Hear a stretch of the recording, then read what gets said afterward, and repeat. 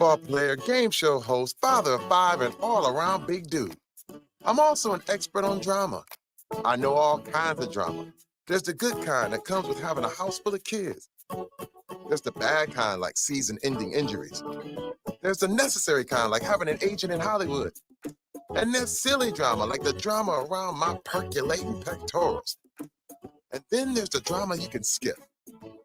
Skip the drama that comes with not having your high school diploma or equivalency. Find free adult education classes near you and finish your high school diploma. Visit finishyourdiploma.org. Or text diploma to 97779. Message and data rates may apply. Reply stop to opt out. That's diploma to 97779. And leave the drama to actors like me. Brought to you by the Dollar General Literacy Foundation and the Ad Council. It's the Worldwide Sports Radio Network. Little roller up along first. Behind the back. Gets no Buckner. Here comes Knight in the next win. See you in Pittsburgh. Can't wait.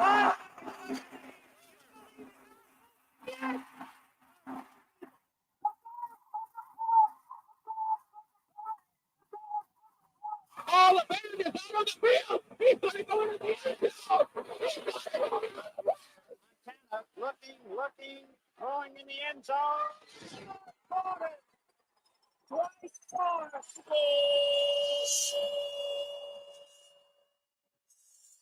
You're tuned into Game On with Josh Silverberg and Eric Bowe.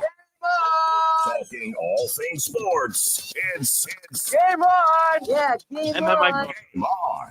Right here on the Worldwide Sports Radio Network. We are live here, ladies and gentlemen. Thank you so much for tuning in. Happy Thursday to all of you. Thank you so much for listening and watching us here on the Worldwide Sports Radio Network. This is Game On. I'm your host, Josh Silverberg, my co-host, Eric Bowe, and of course, behind the scenes, Speedy Petey. You could call us at 631-672-3108 is the number to call. Check us out on YouTube as well as Worldwide Sports Radio.com. I don't know if I'm missing anything else other than those. I think all of them are pretty much those for live streaming, and we're also now live streaming on Instagram as well. Oh, hey now. You see, that's why I got the Instagram pop-ups. This is crazy. Eric, how you doing, man? I know you're watching your Yankees right now. Oh, listen, my mind is just blown. I'm just saying, we're on Instagram Live now. Forget it. Woo! I'm more mind blown that we have to start the show only like 5 minutes late, which is crazy. Last week was what, like 30 minutes late? It was pretty bad. But nevertheless, we're almost, I was going to say baby steps. We're almost there. A lot to get to. Davante Adams going to the Jets. Amari Cooper going to the Bills. Which team does it benefit more? We'll talk about that. Plus, we'll get into our Week 7 NFL picks.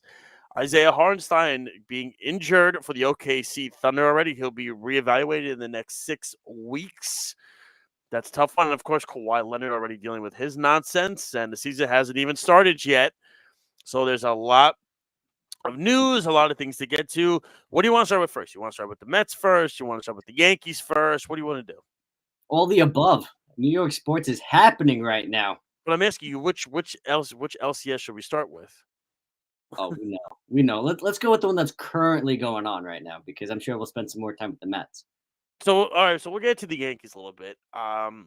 Yankees are down to the Guardians right now, 2-1 in the bottom of the third.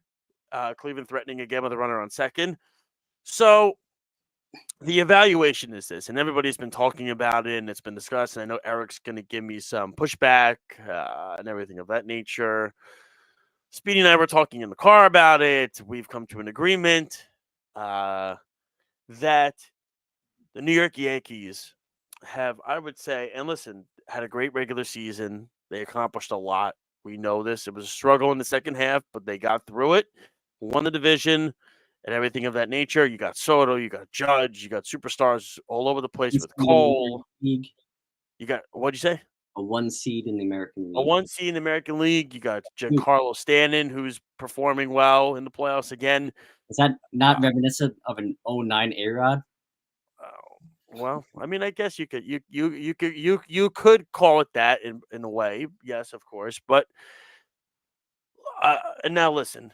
Again, I'm going to call it the way I view it as, and again, not being biased, home or anything like that. None of that. I'm just going at it as just an independent baseball observer.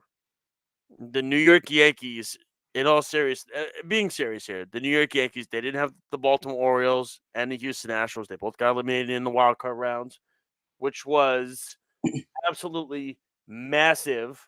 That they got that because those are two teams that gave the Astros for years gave the Yankees fits in the playoffs. We know that was their kryptonite, and the Orioles really gave the Yankees. It looks safe to me. Gave them tough fits in the regular season. So no, he's actually out. I think. Wow, good angle. Going, and you know what? Let me agree with you right away. This has been at so far currently for the past since 2009. I don't want to call it the easiest path that the Yankees have had, but we'll call it the way that you wanted things to land. I mean, I'm trying to think. Who did they play in 2009? I know they played the Angels in the ALCS, which everybody knew they were going to whoop them. I think the Twins. I think they started with the Twins, if I'm not mistaken. But that's what I'm saying. This year, things have fallen into places where you kind of look at the Yankees. If they don't win or if they don't make it to the World Series, you kind of start to bat some eyes at them at like, hey, wait a minute. You should have had a cakewalk, or you should have had this a lot easier, or you should have made it, right? If they lose to the Guardians, especially after being up 2-0, there's bigger issues. That's when does Boone's contract get renewed? Maybe not. The option picked up? Maybe not. I mean, you're either going to have to give him an extension or let him go. You can't let him be a lame duck manager next year. That's what I'm saying. But after missing the playoffs last year, having the pieces fall to you this year to make it to the World Series, let alone try to win it, but at least to make it, you have to put up or shut up right now. This was the all-in year. This was the year you went out, you traded for Verdugo, you traded for Soto, you bolstered your starting pitcher. You know what I mean? You had money to bid on Yamamoto, right? So this was that year for the Yankees to put up or shut up. And right now they're putting up, but they have to finish it. They have to get to the World Series, let alone get to it, but win it, right? Window of opportunity is closing quickly, right? You see how fast it goes. Look, just X the Houston Astros, X the Phillies, X the Braves, even the Dodgers. The Dodgers made it back for the first time since 2020, right? This is the Yankees' year to make some more noise and do it relatively, with the pieces falling their way. So Josh, I wholeheartedly agree with you that pieces fell their way, that this should be. But they took advantage of it, and that's what good teams do, and that's what dominant teams do. They take advantage of it. Listen, although keep in mind who had the best record against winning ball clubs. That was the Yankees this year. Yeah, and again, they've owned anybody in the AL Central forever. It doesn't matter. Who do you want to play in? Whatever rounds, and it's all AL Central teams, right? Of course. I mean, you could. I mean, listen. Drop pop ups, leaving guys on base constantly. I mean, it's been a mess for Cleveland. They had a tough time against Detroit. And listen, Detroit, good for them. That's a nice building block for them. But again, we talk about these opportunities. It's like we think, okay, next year it's going to happen. Next year it's going to happen again. But it's not that simple. As the two teams that were in the World Series last year, neither one of them are even there. Right. The Diamondbacks and the Rangers. And not to get too far ahead either, but when it comes to the "You Better Than" segment, I'll give you a little teaser. The Yankees will be on it. Okay. Well, I'm curious. I'm very curious to see what you have to say about that. But in regards, like I said, and listen, if the Yankees get to the World Series, and the Yankees have to win the World Series, because that's all the fan base expects. We look at it. I mean, they haven't won a championship since 2009. They haven't been there since 2009. They haven't won a pennant since 2009. So the expectation is always, we need to win the World Series. It has to happen. Now you have Soto, who's a free agent. We don't know what's happening with Soto after this year. Cole, we're figuring out, is he staying with the option? Is he not? I would imagine he's going to. and everything of that nature. So there's a lot of pressure on the Yankees to get this done this year. And they by all accounts, they've done it so far. The games were tight against Kansas City. I mean, you saw it. The game one, the Royals should have won it, but again, the bullpen, which has been amazing for the Royals all year long, completely melted down in game one. So the Yankees took advantage of it. When you make mistakes against a team like the Yankees, you're going to pay for it. That's the reality of it. It's the same thing with the Dodgers and those teams. You're going to pay for those mistakes. Happened with the Mets yesterday. If you're going to give extra outs and you're going to give extra time for these teams, and you're going to constantly walk players all the time, then those are the really good teams that are going to take advantage of it. And we've seen it so far in this series, and you just see a Guardians team they're a good team. Listen, they're not a bad, they are a really good team. You know, Stephen Vogt's done a nice job. I would think he's probably the favorite to an AL Manager of the Year if I had to guess. I would think he's probably going to between him and probably Quintaro from the Royals. I would think those two. You could go AJ Hinch. You could go AJ Hinch with the Tigers. But what Volt's done his first year as manager and to take over for Terry Francona, which is no easy, thing to do. You see what Cleveland has been able to obtain from these umpires. Not only that, but to lose Shane Bieber after the second start of the season to Tommy John surgery. Mm-hmm. And he's going to miss all of next year, Bieber, which is going to kill him because he's a free agent after this year. So he's not going to get a contract probably this year. It'll probably have to be the next year. Unless teams go like the Brandon Woodruff route and sign him and just have him for the next 2 or 3 years and put him in stock until he comes back.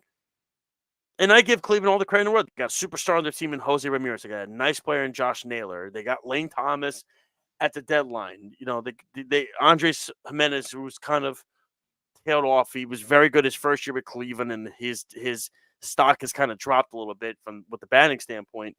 Stephen Kwan. Stephen Kwan was an all-star this year, and he struggled in the second half because of an injury, but he's come back. But to me, the Yankees are on a whole nother stratosphere with these teams. It's not close. You could see it by the talent. You could see it by the players. You could see it by everything, from the lineups to the rotations, all that stuff. The Yankees have in my opinion, massive advantage over all these teams in the American League. Well, you and I kind of touched upon it in our pre-show talks and whatnot too, right? Out of the two leagues, what league definitely seems a lot stronger and tougher? I would say the National League.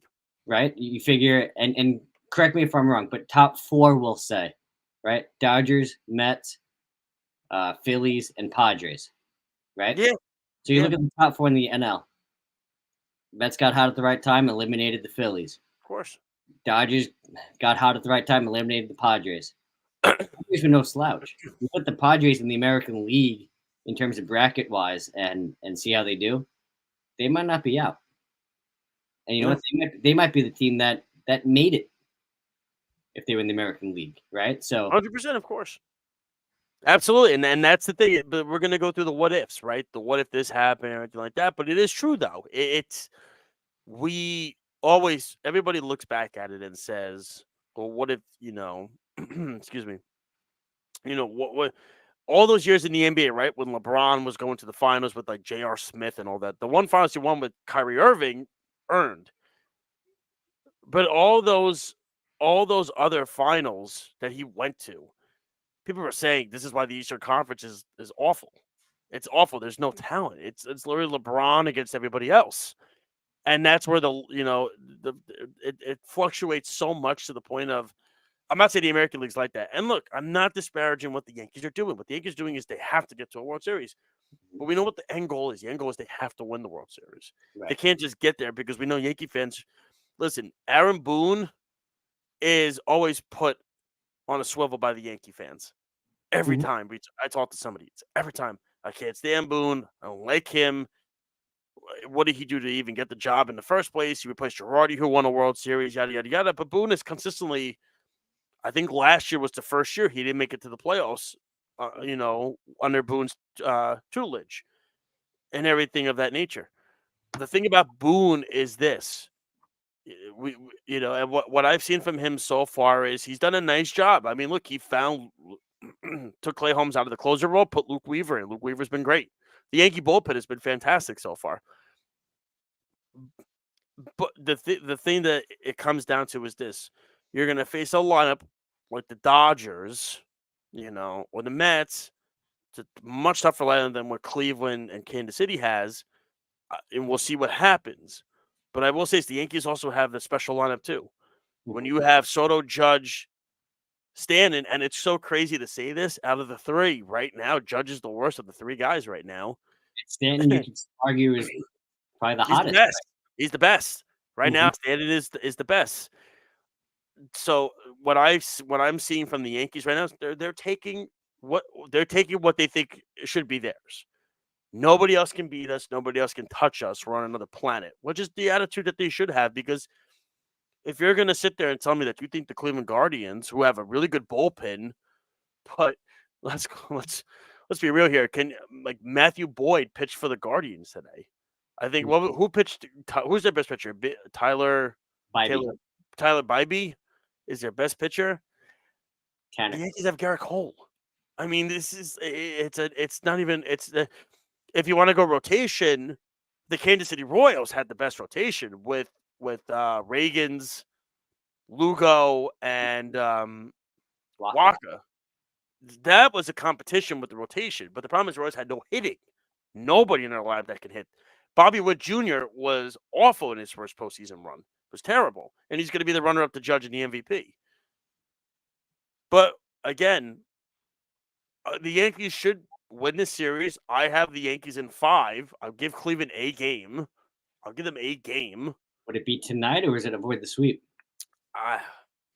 We'll see. I mean, I think if it's still like 2-1 or 3, if it gets to like 3-1 in like the 6th, and Cleveland goes to their bullpen, I'm fascinated to see how that translates. Because again, Cleveland's got that great bullpen, but again, the Phillies had a great bullpen this year too, and their bullpen sucked in the NLCS against us. They had an ERA of over 12.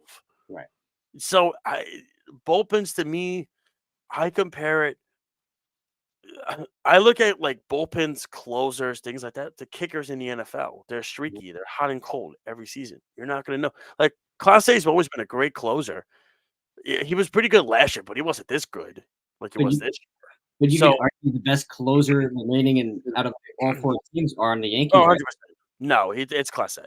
It's Class A. He's got to get the race right now. He blew the game against Detroit in Game 2, but he made up for it in the next few outings that he had. But again, this is where for years and years and years we saw closers who had dominant regular seasons just spit the bit in the postseason. It happened forever. The only guy I can remember that never did that was Rivera.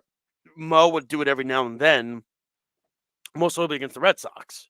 That was really the team that was his kryptonite, was Boston, David Ortiz specifically. Or a 2000 Diamondback team, but that's true. Yeah, that's true. Luis Gonzalez is doing Blippy videos now.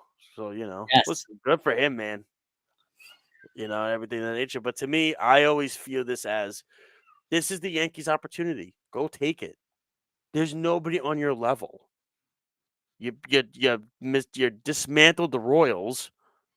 You won the first 2 against Cleveland. I got Cleveland dropping pop-ups, guys making errors that don't make errors on this team. This team is so uptight right now, Cleveland, that they're trying to play at the Yankee level, and they can't because they don't have the skill set to do it.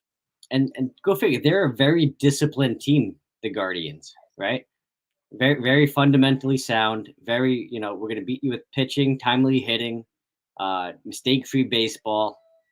But that's now what happened at Yankee Stadium. But that's exactly, they're not playing to that level that they know they can, which makes you think that they will catch up, and they will do it. Don't get me wrong, before the series is over. And, they'll have the Yankees sweating a little bit. But ultimately, I think. Yeah, I mean, I feel like I said, I think the Yankees, too. I think the Yankees will win this in 5 games. I wouldn't even stress it if I'm a Yankee fan. I mean, you have Luis Hill going tomorrow. And then I would imagine it's going to go back to Rodon and everything like that. Then it'll go to Cole. It doesn't matter. So the Yankees, I think, will take this one. I wouldn't stress it. Like I said, they got a good bullpen. They're down 2-1 in the bottom of the 4th. Cleveland had a chance in the 1st, and they had, again, Ramirez, Naylor, and Thomas all get out. Again, being uptight and everything of that nature. So But now we get to the National League Championship Series, and listen, what is there really? You know what? You talked about ebbs and flows before, right? Between players and how they're doing and whatnot. Like this, I think is going to be the Mets Dodgers series. I wouldn't be surprised if it goes all 7. You know? Yeah, I mean, I originally thought I thought if they won yesterday, I was really thinking Mets in 6, but I think now it could be Mets in 7. And I do want to stress this. Mhm. Walker Buehler did not pitch a good game yesterday. No, He didn't. he got That's bailed. the part that's so bothering me so much. He put runners on base every freaking inning. And of course, the guys that you don't want up were the guys that were up for the Mets. JD Martinez, Francisco Alvarez, which we'll get to in a minute. It's just, just guys that you just don't want up in those spots. At the worst time came to fruition. I knew what was going to happen. When they had bases loaded and 1 out in the second inning, the first pitch, Alvarez's bat goes flying out of his hands. Thank God there was a netting there because who knows where that bat was going. And I said to myself, I already know. I already put it in my mind how this at-bat's going to go. The shocker was that Lindor didn't get the hit because Lindor's been clutch this whole time. I mean, I'm sure what he's going to do. But, he met with the media today, Alvarez. He said that Lindor, Jesse Winker, and Starling Marte all had heart-to-hearts with him today. We'll see. I think he's too talented to be the way he is right now. I think he's much in his head. I think Torrens should have pitched tonight. Should have caught tonight. My eyes. I'm not thrilled with the lineup Mendoza put out there. I understand he likes the lefty-righty splits for Yamamoto better when the righties hit against him than the lefties, but you cannot sit there and tell me that JD Martinez should be playing over Jesse Winker. That's not going to fly with me. JD Martinez is a borderline AAA ball player right now. That's just what he is. He can't hit the ball. He can't hit a fastball. He missed 2 straight 93-mile-per-hour high fastballs yesterday in the strike zone, and he just swung way too late against them, and his approach was so bad because you throw him off-speed stuff outside, and he swings and he flails at it. He's got nothing, man. Why is Jeff McNeil on this roster if we're not going to play the guy? Why is Luis Angel Acuna on this roster if you're not going to play this guy? Here's the thing. Winker is an energizer. If he's on your team, you saw what he did against Nola. He nearly hit 2 home runs against Aaron Nola in the Philly series. Why is he not playing? What, that's the part to me that I'm just like scratching my head and I'm saying, and I like Carlos Mendoza, what he's done. Obviously, how can I not? I mean, they're in the NLCS. How can I not like what he hasn't done? But I just don't understand the lineup approach tonight. I understand you want to go with these stupid splits. You cannot sit there and tell me you think JD Martinez has a better approach against Yoshinobu Yamamoto tonight with his off-speed stuff than Jesse Winker does. You can't. And sit there and write this lineup out and say, this is what I'm doing. He says constantly he's going to go with the guys that got him here, right? Mendoza has said, I'm going to go with the guys that got me here. Jesse Winker was one of the massive guys that got you to this spot where you are. And now you're sitting him because for some mind-blowing reason, you have this addiction to JD Martinez, who right now, when you look at the numbers and you compare them, Daniel Vogelbach had better numbers than he did last year. Go look at them. Wow. It's you can't sit there and tell me this is fine. Is there a way you could have Winker and Martinez in the lineup at the same time? No, because Winker can't play the outfield. Then you're gonna have to sit Marte or Nimmo, and you can't do that. I feel bad for Nimmo because Nimmo was having a really good Philly series. He started to find his approach again. Then he got the plantar fresh ice. He can't even walk on his foot right now, so he's hobbled. I mean, it's just we'll see about tonight. Is Nimmo in the lineup tonight? What'd you say? Is Nimmo in the lineup tonight? Yeah, I have the lineups here. So the lineups tonight are, I'll start with the Dodgers. Ohtani leads off, then Mookie Betts, Teoscar Hernandez, Tommy Edman, who is slowly becoming my David Eckstein of my life. It's driving me nuts. Kike Hernandez, Max Muncy at first, Will Smith, Podges at center, and Chris Taylor at second. And then for the Mets, it is Lindor, Vientos, Alonso, Nimmo, Marte, Iglesias, Bader, Alvarez. Which I don't even like the Bader move either. Taylor made a heck of a catch yesterday. I don't know how you could sit him either. But Freeman's not in the lineup tonight. We know Yamamoto is on a pitch count. But this is the thing. And this is what drives me nuts.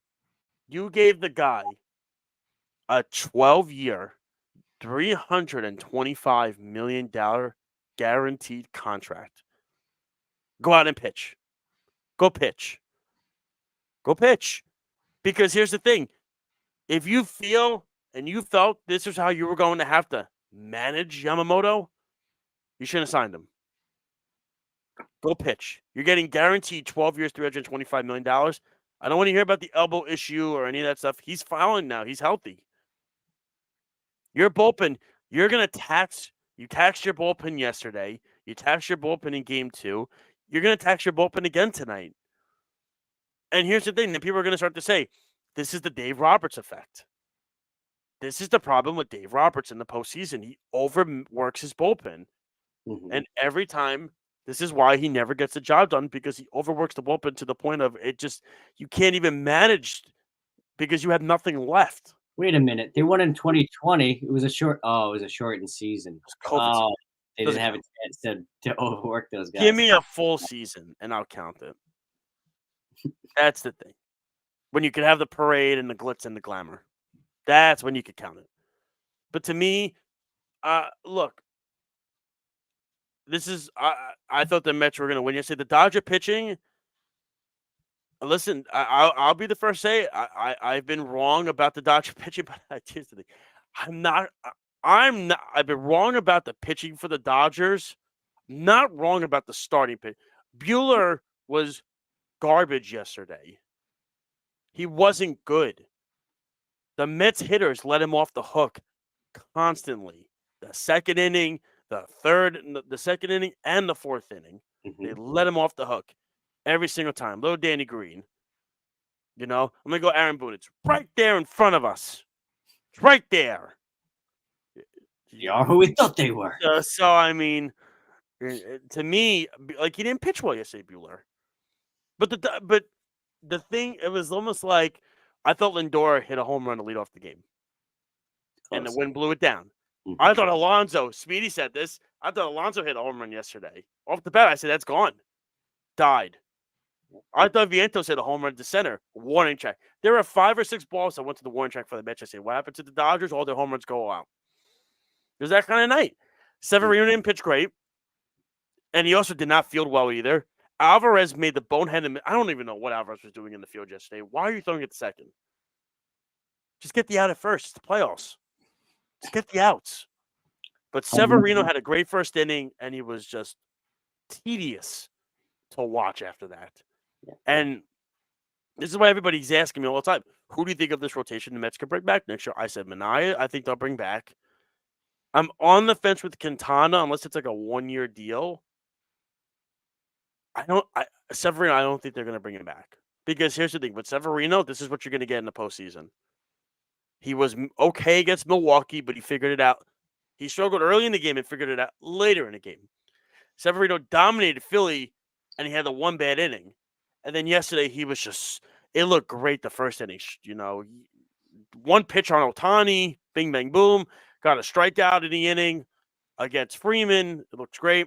On Betts. And then it just every inning was tedious. You know what seems to be what seems to be the weird de facto or factor in this series? That the Mets can't stop walking guys?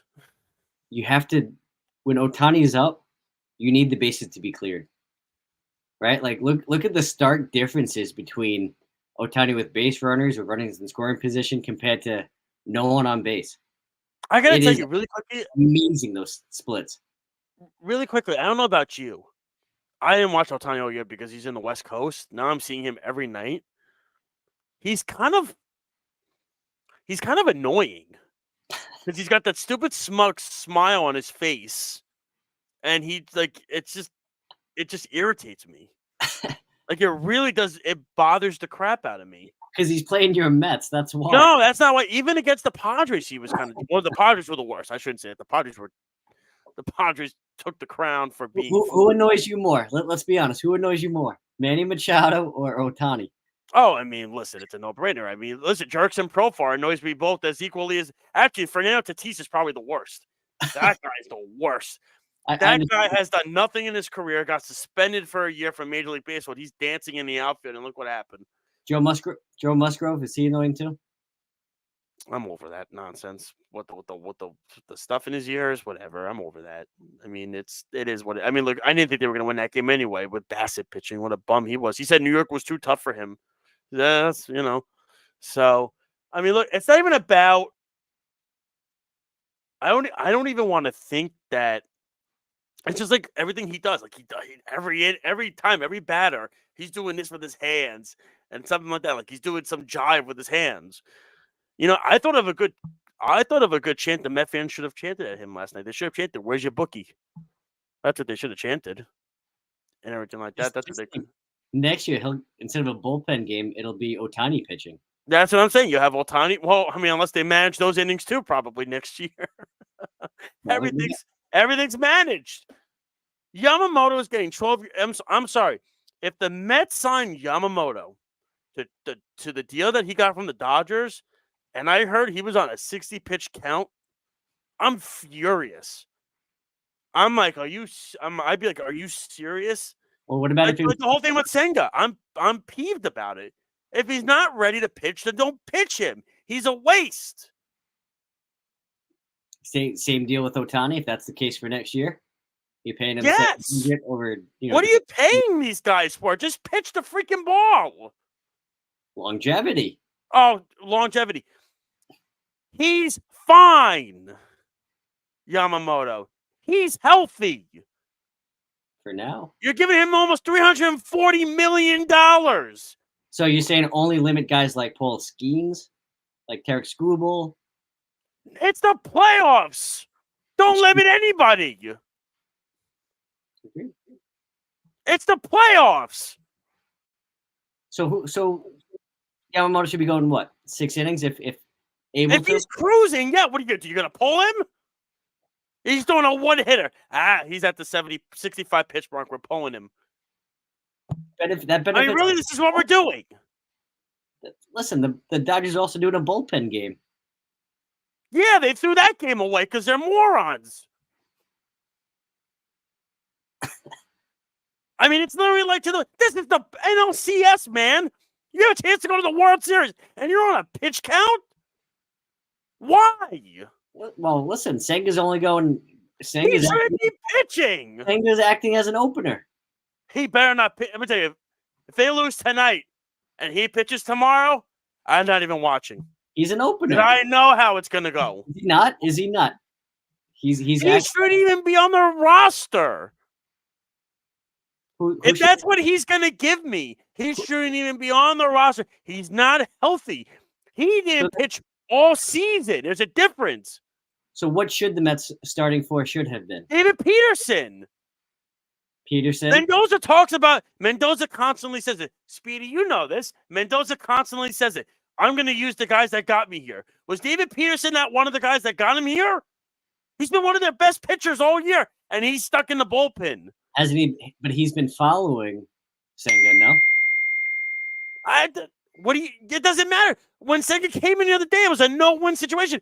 He put him in a nightmare spot because Senga couldn't even go 2 innings because he not only had no command, his velocity was down 4 miles an hour from his start in Philly. You're telling me if they lose tonight, they're down 3-1. You're throwing Senga out there as an opener tomorrow? Are you kidding me? This is a huge game for the Mets tonight. If they lose tonight and I hear Mendoza say Senga's going tomorrow, I'm done. I'm out. I'm out. I'm not watching it then because I know what's going to happen. He's throwing 92-mile-per-hour, no-location fastballs. Like obviously every game is the most important game, latest game. But I mean, this is the series. This will help dictate the series, right?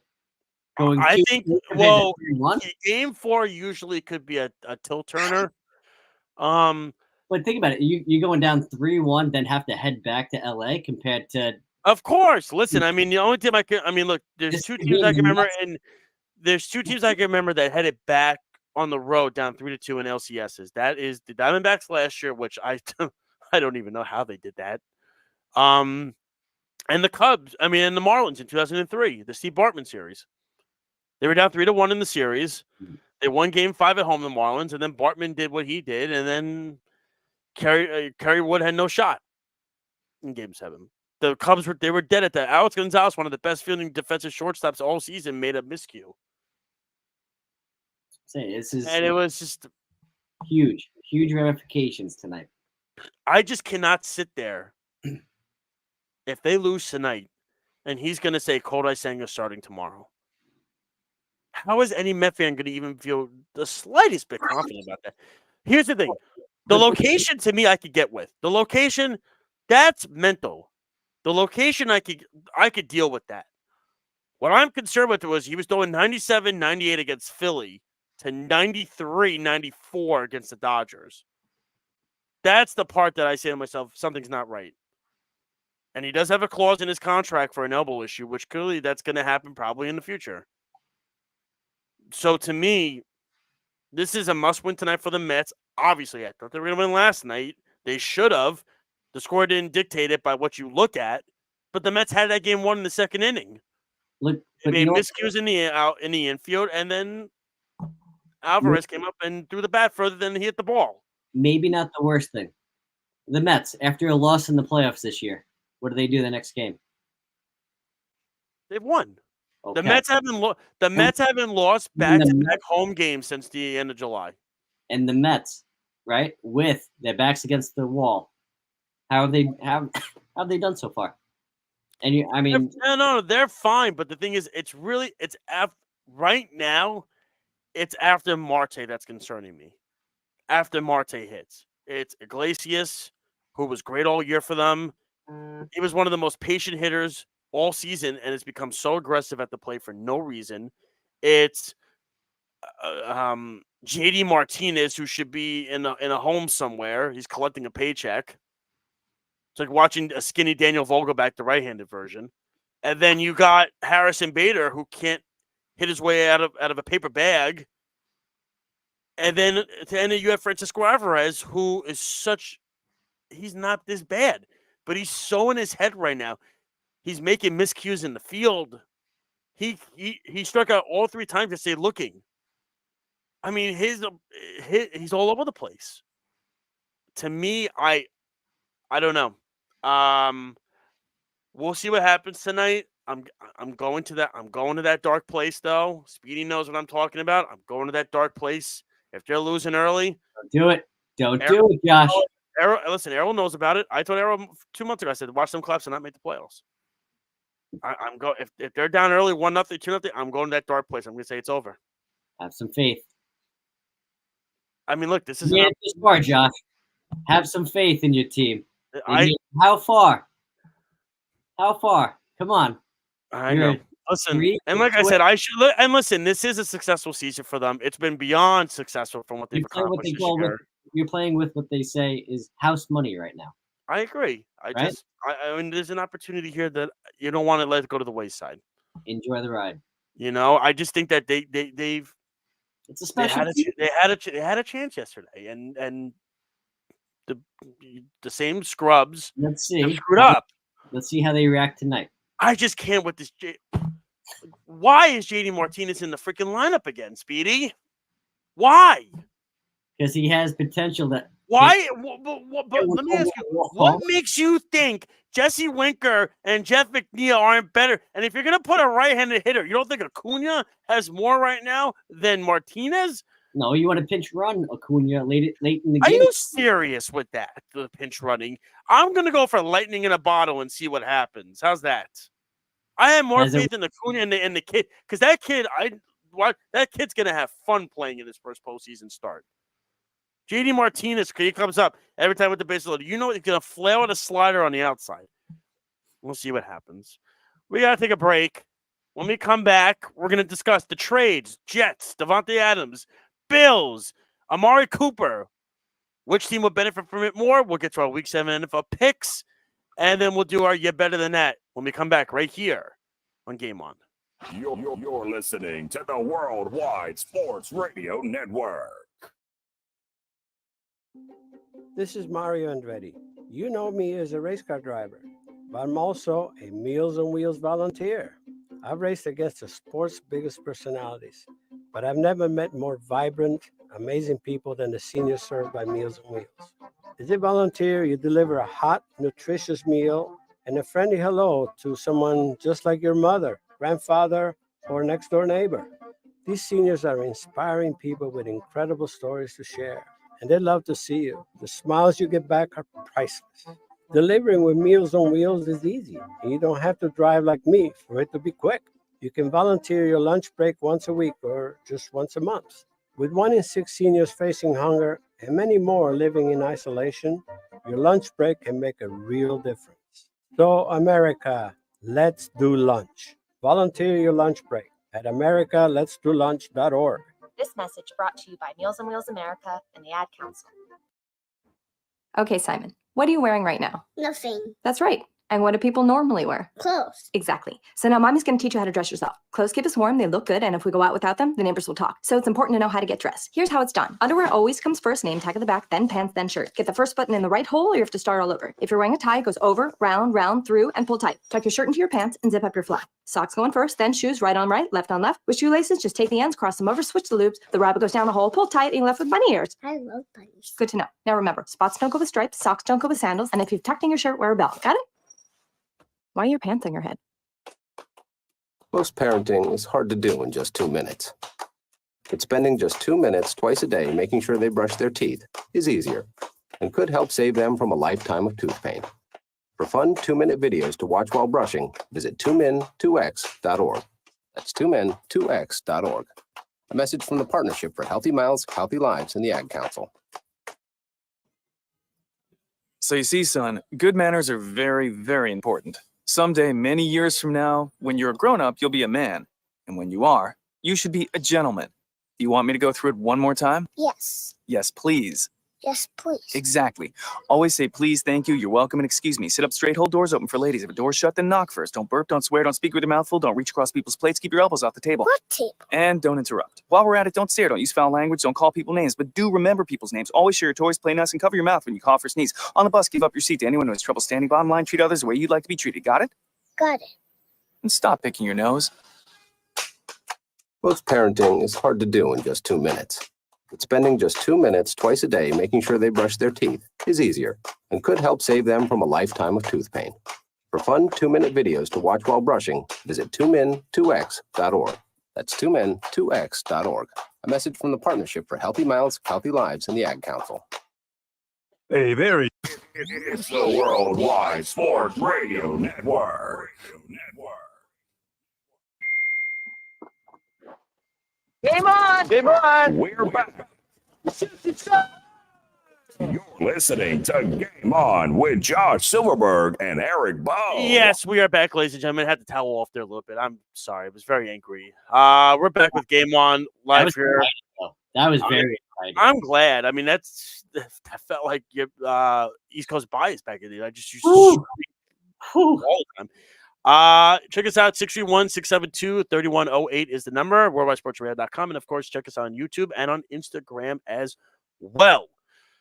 Well, 2 big trades happened on literally within an hour of each other, I guess you could say. Davante Adams going to the Jets for a 3rd-round pick. It's a conditional that could turn into a 2nd-round pick. And I believe the Amari Cooper one with the Bills was what, a third pick swap? 3rd and a 7th to Cleveland, and they also Bills get a 6th. Okay, so everybody's been saying to me, Josh, don't you feel like the conditional 3rd-round pick turning into a 2nd is going to hurt you? Let me tell you something. The way that it becomes a conditional pick is 2 things. 1, if he gets on the All-Pro team, which I don't think he's going to do this year, Adams. 2, if the Jets get to the AFC Championship game. If that happens, then it worked. And you'd be ecstatic. That deal 100 times out of 100 times. And guess what? Then I get to watch the Jets fall short again, too. Like I could watch with the Mets tonight and everything like that. So it's just par for the course. Watch the Rangers do it 2 of the last 3 years, right? Speedy, it happens all the freaking time. Gosh, I mean, it's just what it is for me. It doesn't stop. Let's go Knicks. I don't even know about the Knicks. Something's going to happen. Towns is going to hurt himself within a month and a half.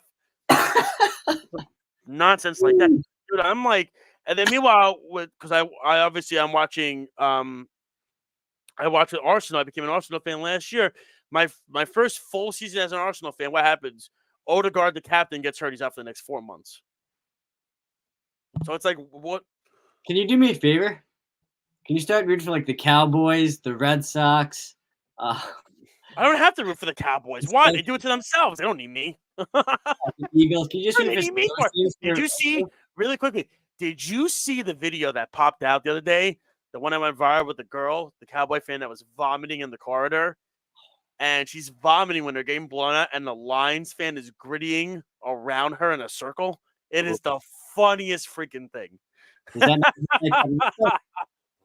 But really quickly, the whole Jerry Jones thing on the radio show, threatening the host. What about that? Did you hear about that? That he went on the show and he like threatened them? Like he basically said to them, I'll get somebody else to ask these questions. And I was like, whoa, dude. I understand it was Jerry's birthday. They got blown out. But dude, you're really gonna threaten people's jobs because you don't like the questions that you're being asked about your football team that's crapping the bed right now? Give me a break. Does he own the network? I don't know. I don't think so, but let me tell you something. He's probably got pull. He's got pull there. What do you want to ask him? What do you want to ask him? Slam dunk questions? Jerry, how do you think the Cowboys should stop the rush more? Like, what do you want them to ask him? They lost 47-9. They've been blown out at home in every game this year. What do you want them to ask him? I don't understand. The team has been an absolute disaster, and they give up the 2 big contracts to Dak and Lamb. Not to mention they got Lawrence's contract. They're going to have to pay Parsons.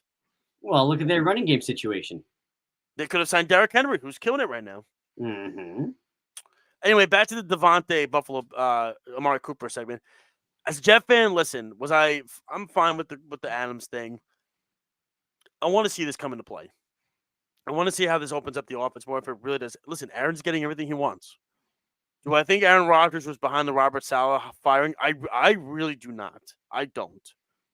I think that's Woody being Woody in a nutshell. It's number one, he didn't hire Robert Saleh. Remember, he was not here when Saleh was hired. That's number one. Number two, I think Woody's thought process was, and listen, if this was Aaron making the decisions in itself, here's the reality. The truth of the matter is with Aaron, it's in the whole situation, when you look at Nathaniel Hackett being demoted, right? Todd Downing is now the offensive coordinator. If you can't sit there and tell me that Aaron wasn't a part, and he's not all in, and then also when you hear the quotes that were said today was they're going to be here, Davante wants to be here long term, and then Aaron said you don't move your family up like that to just be here for half a year. That leads you to believe that they're going to be around for a while. It's just a matter of they're not getting the production out of there. First off, where's Quinnen Williams? Where's he? He's done nothing. I don't want to hear about the double team nonsense. Dexter Lawrence is getting double teamed. Aaron Donald got double teamed for years, and they got through it. You know, I think that the biggest and everything like that. What about the offense, though? Where's the running game been? Where's the play calling for the running game? Buffalo has. Well, I mean, it wasn't. It was great the first half. The worst goals. Run defense Buffalo has. Tyron Smith's been terrible. But again, this also goes back to a massive thing that I wanted them to do in the offseason. That was to fire Keith Carter. Keith Carter is known around the league as one of the worst coaches in the league, and a lot of players do not like him. Yet he is still employed. Hackett. You know what I mean? And everything of that nature. Jeff says, turn off the texting stuff, Eric. Turn off the bells. And everything like that. But to me, when I look at it in this perspective, we'll see how it works out. I think Cooper fits really well with the Buffalo Bills. Now, the thing with Cooper is he's always injury prone, but Cooper fits. They needed that Buffalo. They needed that playmaker. That's when I see where the Buffalo Bills are going. They were missing that big playmaker. They got that now in Amari Cooper. And Josh Allen, who's up for the MVP, I think this year, got the guy that he needed. Mm-hmm. I'm gonna wait and see what the Jets what they do. I don't trust anything that team does anymore. I've said it for years. I don't trust anything they do. I don't trust the play calling. That's the biggest factor right now. Of course. If you have Breece Hall, if Breece Hall can't get it going, right? Well, it makes Rodgers' job easier, but unfortunately, the offensive line's been putrid. That's the huge issue right now. Yeah. What running game do the Jets have right now to open the passing game, to open the play action? Yeah. I mean, look, I think what helps is now Russell Wilson is going to be starting quarterback for the Steelers this week. Why, I don't know. The Steelers are 4-2. I don't know why you're touching that. If it ain't broke, don't fix it. But I understand he can't. I think he's under 35% down the field, throwing it past 30 yards fields this year, or 20 yards. It's something really bad. But they're winning games. So why touch it? And everything like that. So I don't know why you would touch it. I don't understand it. It makes no sense to me. But we'll see about the Adams trade. It is what it is. It was all expected, right? This has been in the works for a year. It's like the Karl Anthony Towns stuff. It's been in the works forever and everything like that. So, and everything of that nature. So I don't understand why people are like, oh my God, this is going to change everything. This is crazy. But now think about this though, with the offense, right? Wilson gets doubled, which means Lazard has to be the guy, gets open, all that fun stuff, right? Lazard's been putting up. Now you have Adams. Can you double Wilson? No. Well, I think Wilson's going to be put more in the slot, but I think we have a caller now. I believe it's Jeff. Yes, it is. Hey, what's up, man? How are you? How are you guys? Let's go, Mets. Well, I hope, man. I'm going to that dark place, Jeff. It's not good. Get out of it. Well, you blame me. That's always what it anything he likes. Well, the thing is, that's the thing. I mean, the thing is, he doesn't even really watch baseball. I mean, he watches more hockey and the football. But again, his Cowboys are garbage, which is hysterical. I mean, Right. Well, his hockey team's also the biggest garbage franchise on the planet. Well, I root for them. How in the world are you going to put up a regular season champions? Yeah, that was bad. Whatever. Either way. Yes. You guys are blaming the wrong guy with the Jets. You guys are completely blaming the wrong guy. The only person to blame in all of this or any of this is Aaron Rodgers. I agree with you. I agree with you. Point blank period. It's just Aaron Rodgers. And it's solely Aaron Rodgers. Mm-hmm. If you look at what other quarterbacks have done around the league, and I'm going to put them in the category with the great ones because that's what everyone else does. The Mannings, the Bradys, all those people. When Tom Brady went to Tampa, he was organizing illegal practices in the offseason at high schools because of COVID. When Peyton Manning went to the Broncos, he was throwing retreats for all of his receivers to throw passes. In the offseason, Aaron Rodgers is not working with his wide receivers. He's in a tent in Egypt doing drugs. I mean, to me, when I look at the whole situation, it kind of reminds you of Ricky Williams, actually, when you think about it, if you want to dive deeper into it. But I agree with you. I mean, but look, hopefully this kind of opens up the offense a little bit more. The only thing I can do, Jeff, is just be positive at this point because the team has given me nothing for years. They've never given me anything for years. I agree with you. They've honestly now given you everything. I'm not even kidding. They've gone and gotten Davante Adams. They've gone and drafted some decent players. They've brought some guys in. Yeah. And everyone was like, the missing piece is a quarterback. Well, you went and got the drug addict quarterback that all he does is complain. And does anyone believe Woody Johnson when he says he didn't consult Aaron Rodgers in the firing of Robert Saleh? You're crazy. Jeff, I cannot disagree with you at all, right? Rodgers definitely needs to be playing better. Definitely needs to have his guys on the same page, and maybe that's why he's bringing in his guys who are on the same page as him. But at the same time, right, you look at what the offense has done. You remove the offensive coordinator from calling plays, and you're still seeing a stagnant offense, right? Why, if Hackett was the issue and not calling plays, how is the run game, right?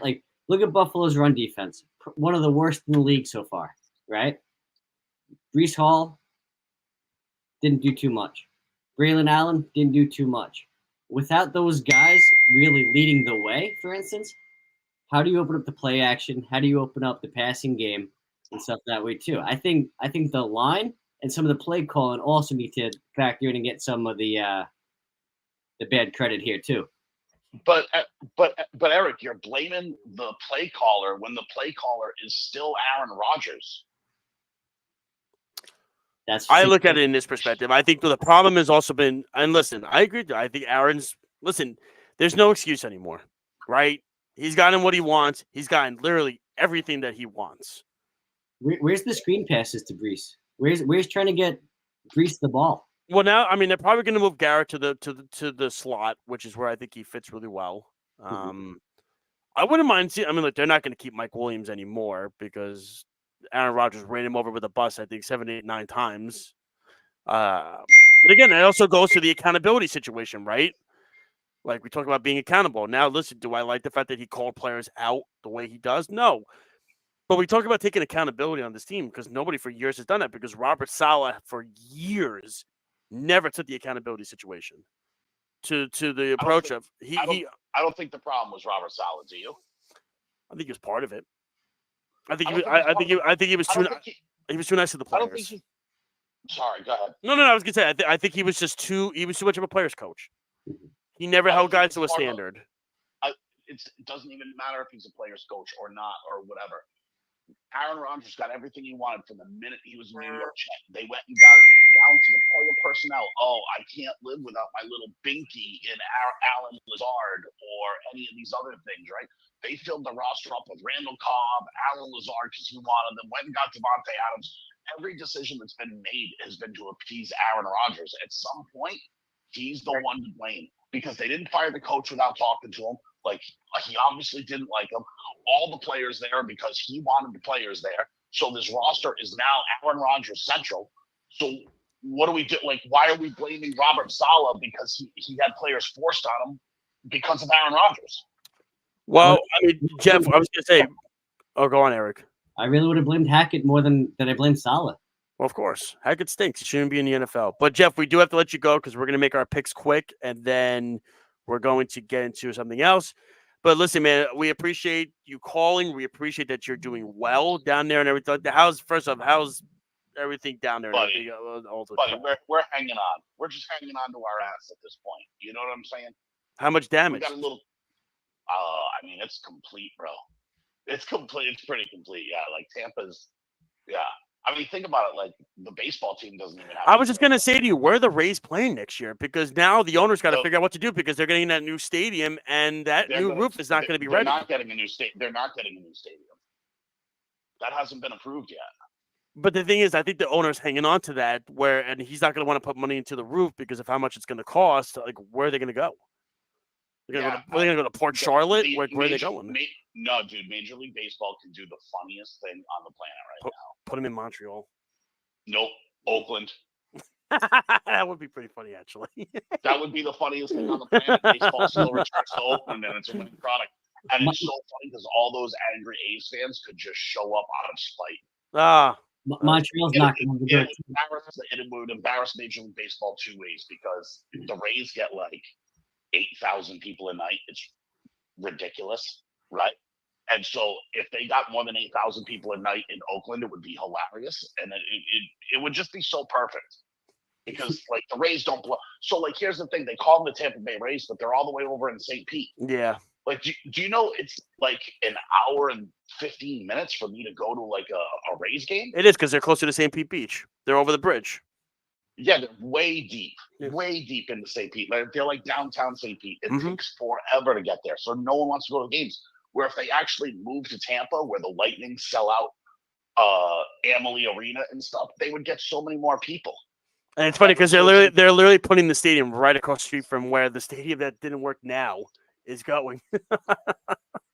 Yeah, it's genuinely terrible. Like the whole thing is a terrible situation here. Like it's like the apocalypse. Like when you drive around here, it's like I'm not even kidding you. It's like the apocalypse, dude.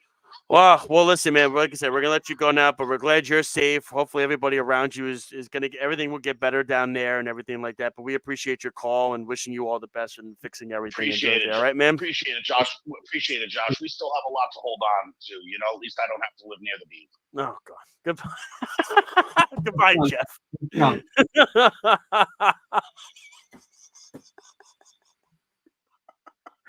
Excuse me. I was trying to be heartfelt. Was that at the end? Speedy, get the song ready for the picks. I'm sorry, I needed that. That was good. I'm sorry. Is the song ready? Okay. There's a game tonight, by the way. There's a game tonight. Yeah, Broncos. The Denver Broncos and the New Orleans Saints. Nobody gives a crap, but we're going to talk about it.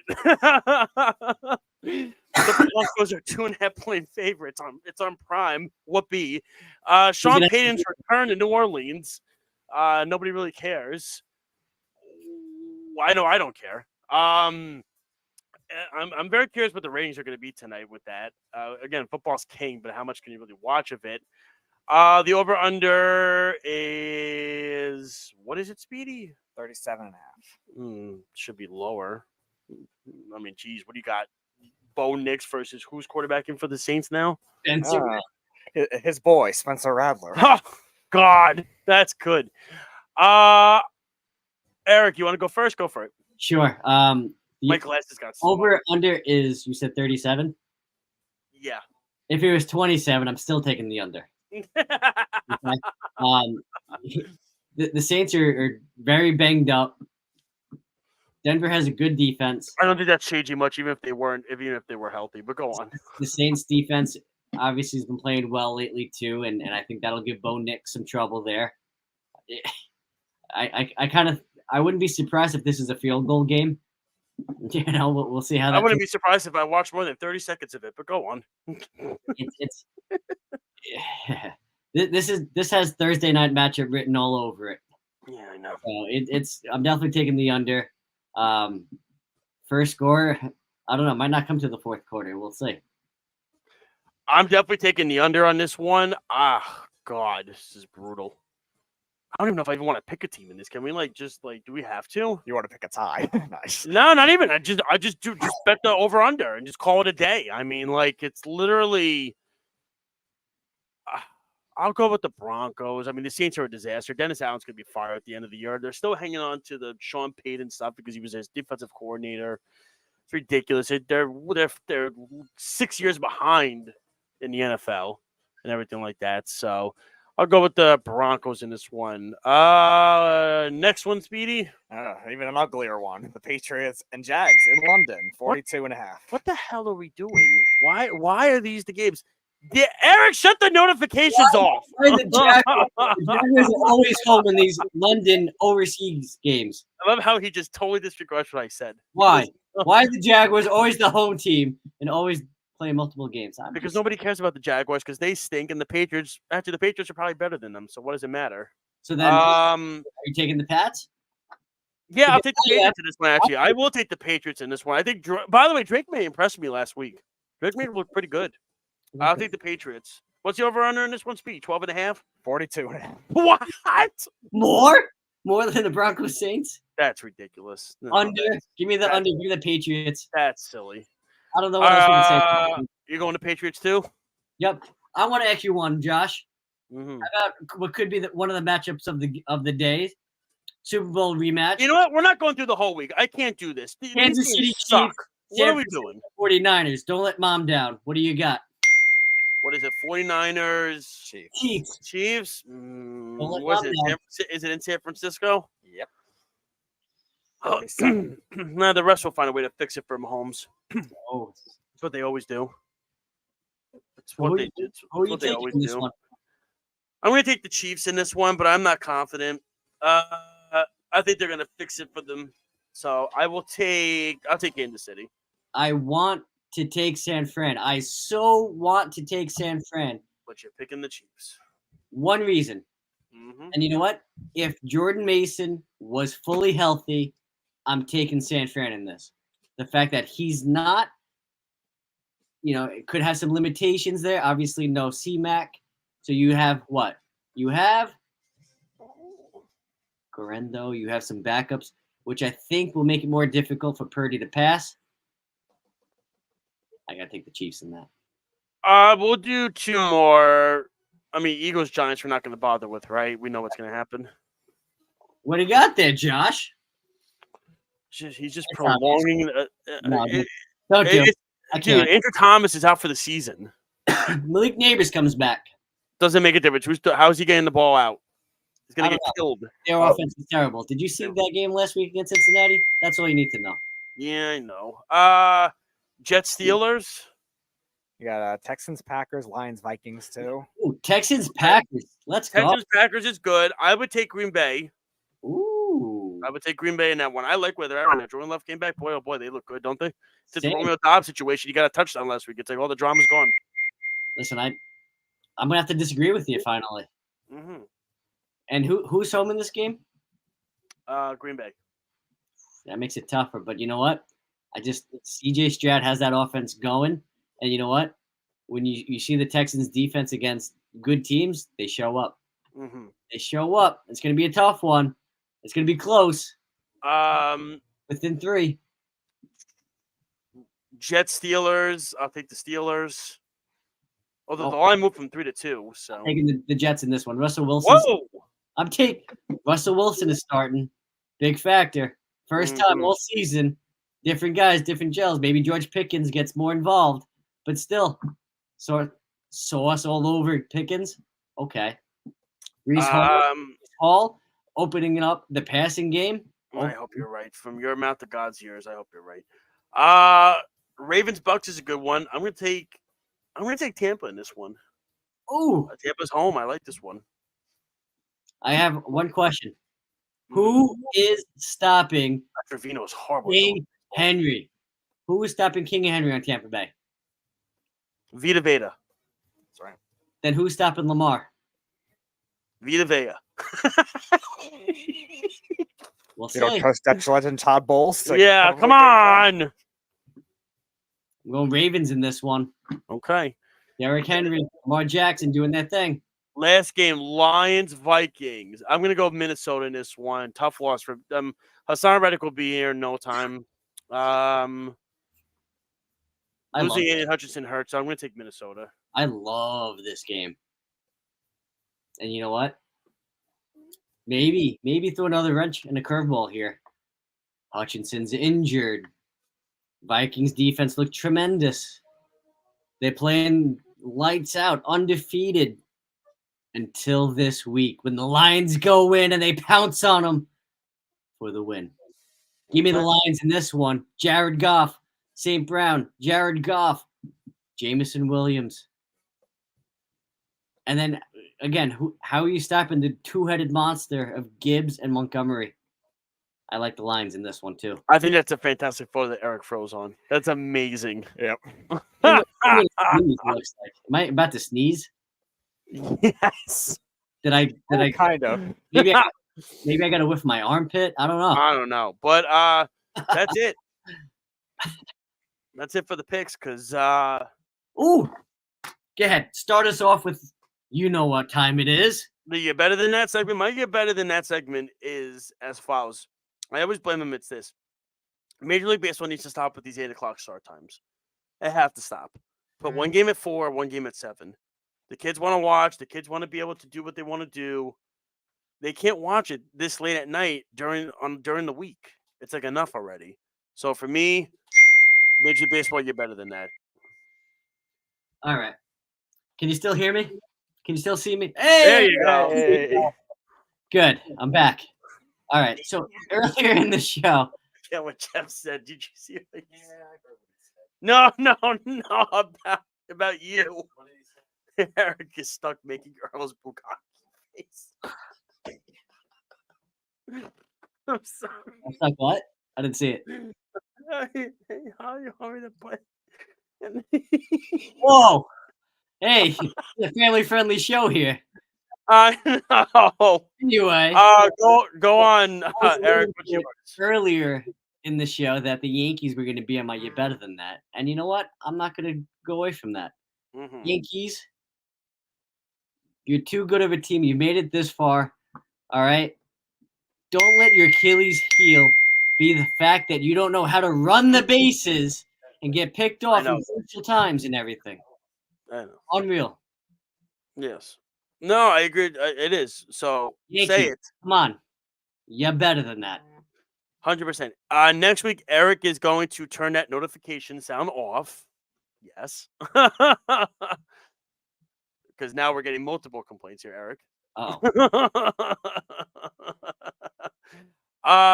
Don't forget to check us out on worldwidesportsradio.com. Check us out on YouTube and, of course, on Instagram as well. Check out the Sports Lab Outs every Monday and Wednesday at 7:30. The time, right? 7:30. 7:30, of course, with the whole gang. Errol, Speedy, Fish, Tommy Scoops. Check out, of course, the Weekend Crunch, 103.9 FM, which is on at 7 p.m. on Saturdays or after the New York Islanders play. Check out the Wise Guys, the betting show. And, of course, your game on at 6 o'clock on Thursdays. Thank you so much to the fans. Thank you, Jeff, for calling. Fans chiming in. We appreciate it. Yankees right now, I think it's top of the 7th, 3-1. Cleveland is up. Mets should be getting started in about 40 minutes or so. I'm in that dark place. It's not getting any better. As game time gets closer, because I saw JD Martinez ruin my evening, and that game hasn't even started yet. Eric, always a pleasure. Have a great rest of your week. Enjoy the weekend. Speedy, thank you as always as well. We appreciate the fans out there. Any last words, Eric? I had to learn how to turn notifications off, huh? At least you understand. At least you're funny about it. Take care, everybody. Have a great weekend. To those Yankee fans out there, good luck to you, I guess. I don't really mean it. To the Mets, let's go Mets. We can only hopefully be talking. Man, you better turn that off next week because the big boss man's in the room next to us. Have a good weekend, guys. We'll talk to you. This has been Game On Live on the Worldwide Sports Radio Network. You're listening to the Worldwide Sports Radio Network.